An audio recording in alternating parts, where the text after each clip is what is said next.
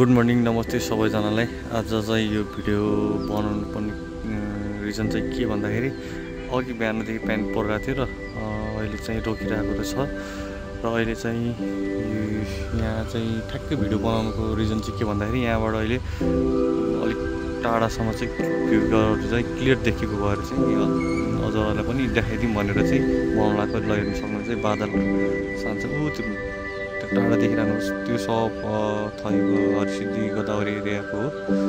अनि यहाँबाट हामीले देख्न सक्ने भनेको तपाईँको चन्दागिरी पनि देखिन्छ, तर अहिले ठ्याक्क बादलले ढाकेको छ है। ठ्याक्क त्यो सेतो सेतो बादलको ठ्याक्कै पारेको र ऊ त्यो चोबारको डाँडा पनि देखिन्छ, ऊ त्यो जुन देख्न सक्नुहुन्छ। यहाँबाट कहिलेकाहीँ चाहिँ के अरे धरा पनि देखिन्छ, अलिअलि देखेको छु, तपाईँले देख्न सक्नुहुन्छ। त्यो सेतो सेतो देखेको छु र यहाँबाट तपाईँले एउटा अझ नियर बाई डेस्टिनेसन देखाउनुहुन्छ। त्यहाँ पर हेर्न सक्नुहुन्छ, सानो टुप्पोमा चाहिँ किल्ला जस्तो, त्यो चाहिँ पुल्चोकी डाँडा भन्छ। आज चाहिँ क्लियर देखिरहेको छ। अनि यही नै हो रिजन आज चाहिँ तपाईँहरूलाई यो भिडियो देखाउनु कारण।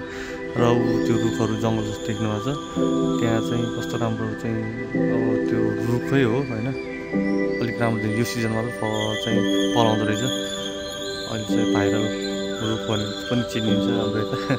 र तपाईँकोतिर चाहिँ के कस्तो छ मौसम होइन, कमेन्ट गर्न सक्नुहुन्छ। र हेर्नु सक्नुहुन्छ यहाँ चाहिँ तपाईँले अलिक कस्तो राम्रो चाहिँ भ्यूहरू देखिरहेको छ कि घरै घर छन्, त्यसमाथि सेतो बादल छ, त्यसको पछाडि हिमालहरू छ, पहाडहरू छ सरी है, ल हेर्न सक्नुहुन्छ तपाईँले। ओहो,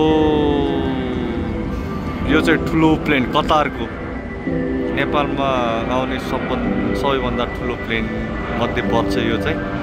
अहिले यो जाँदैछ कतारतिर। ल हेर्नुहोस् है काठमाडौँको मौसम बिफोर र आफ्टर म तपाईँलाई ठ्याक्कै स्क्रिनसट गरेर राखिदिन्छु होइन। एकछिन अगाडि कस्तो थियो र अब एकछिन पछाडि अब ठ्याक्कै पहाडहरू कस्तो देखेको क्लियर। त्यो डाँडा चाहिँ त्यो ठुलो पछिको अलिक तलको चाहिँ चन्दागिरी हो होइन। ल हस् त आजको लागि यति नै है, फेरि यस्तै भिडियोमा भेट्दै गर्नुहोस्। हस् त, धन्यवाद।